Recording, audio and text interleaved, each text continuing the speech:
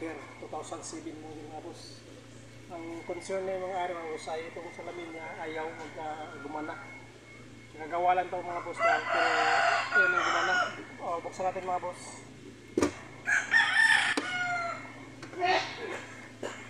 Yung switch niya mga boss, yung switch natin kung gagana ba siya. Bago natin yung switch mga boss ay yun natin yung susi. Subukan natin.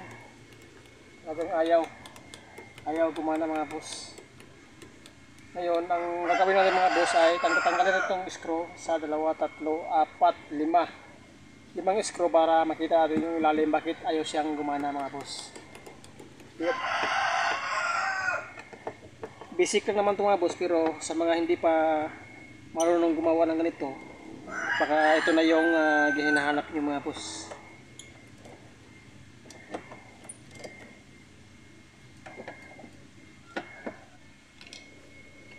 Yung mga boss, natanggal natin sa itong dalawa. Hilain nyo lang ito mga boss, pag tanggalin nyo ito, hilain nyo lang. Ganyan. Tapos lalabas na ito. Yan. Tapos itong sa wakal.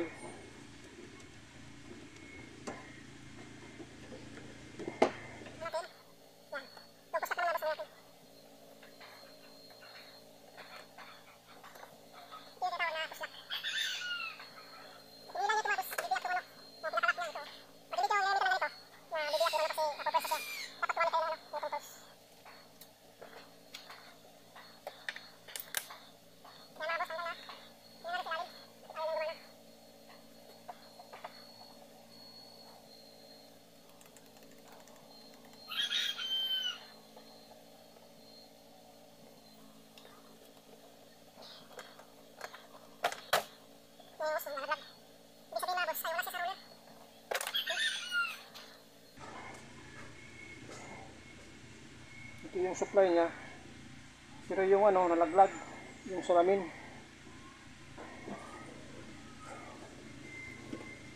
Yun hindi siya nakasampa sa roller mga bossing, kaya ikabit natin sa roller.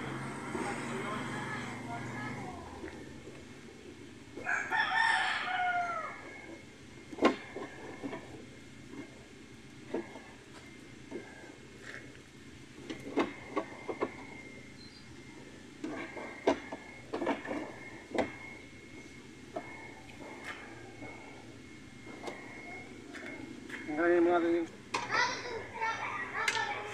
tinanggal ko na yung switch nya. Ngayon muna natin to. Yan. So, balik natin dito.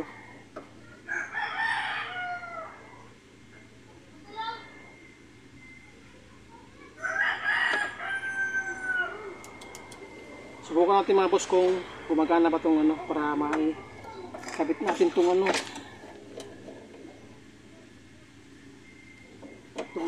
roller kasi natanggal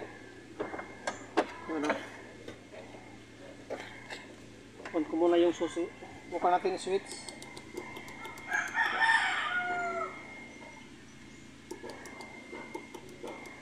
Hindi rin gumagana mga boss.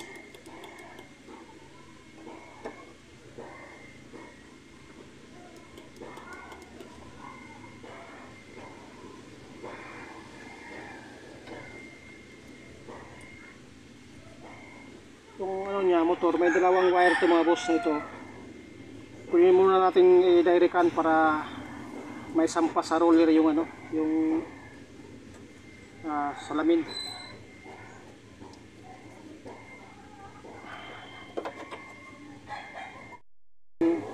Roller niya mga boss ay may isa pa siyang problema mga boss. Itong motor niya ayaw gumana mga boss.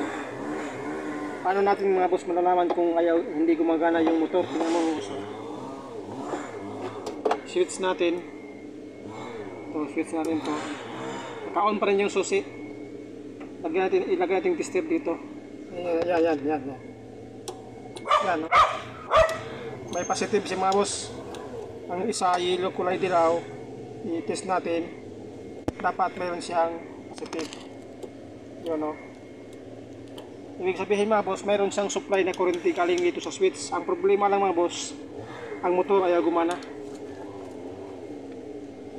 Subukan natin bukbukin mga boss kung gagana ba siya.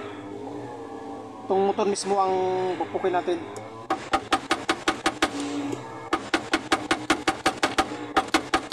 Talagang ayaw mga boss. At tingnan natin yung motor mga boss, bakit ayaw siyang gumana. Tingnan natin, buksan natin.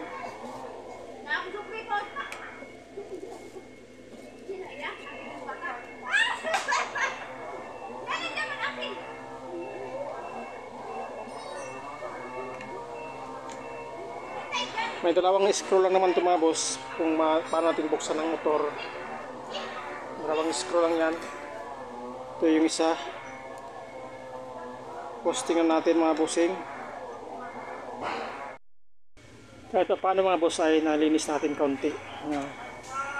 Tapos itong armature, itong banda dito, dapat ito yung malinisan nito. Kasi yan ang kontak ng carbon brush. Sad to say mga boss, ang carbon brush niya talagang palitin na mga boss. So, makikita natin sobrang liit na siya. Yun o. Yun ang wire ng carbon brush. Yun, naibalik na natin mga boss. Malinisan natin ng bahagya. Kaso ayaw matanggal tong armature mga boss. Kaya ang ginawa ko, gilid-gilid lang muna. Tapos ibalik na natin itong yung takip niya.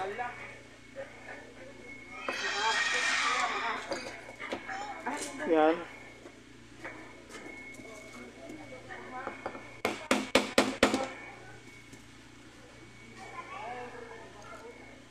May dalawang tornilyo lang naman to sa screw mga bossing.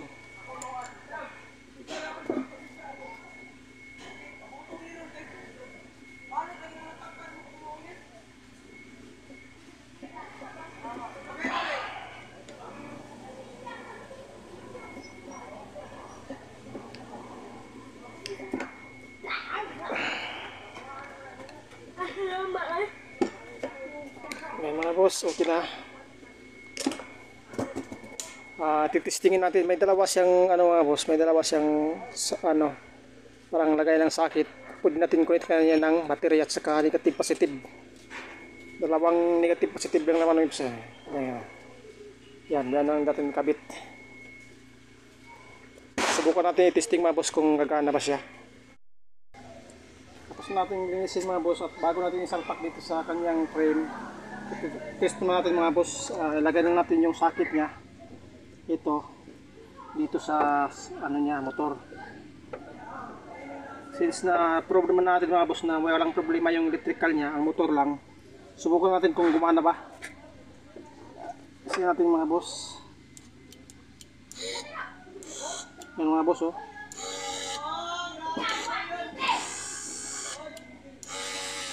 Yan, okay na mga boss, at pwede na natin isalpak. Yan oh. Yan. At tanggalin natin mga boss para isalpak natin mga boss. At okay ito mga bossing.